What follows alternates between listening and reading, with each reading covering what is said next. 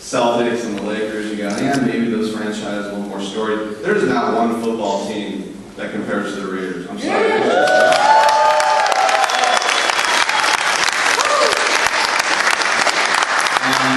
As much as I love the A's and the Dubs, just as much as I love the Raiders, this is the team that was born in Oakland. This is Oakland's own team.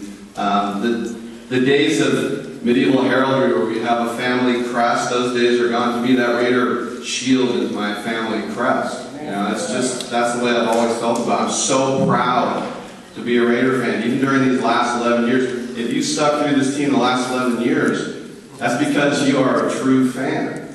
And it's a free country. You can be a front runner if you want. If you're a front runner, you're always happy because your team always wins the Super Bowl. But when you stick with that team and you feel what it's like, that kind of happiness is real. That's not bought. And that's why I really appreciate the younger Raider fans, because I've been to the Super Bowl, the Raiders have won.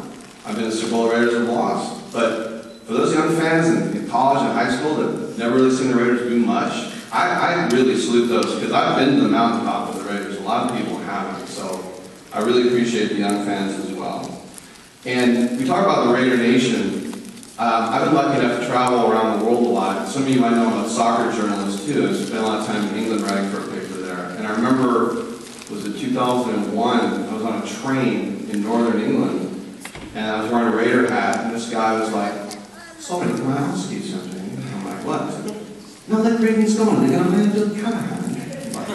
How do you know that?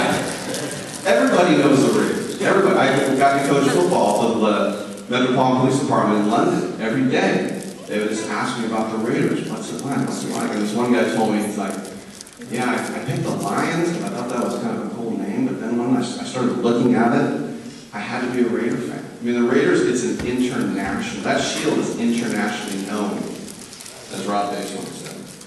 All right, now, the other reason we're here for Operation Roundtree, I come from a military family just like just about every American does.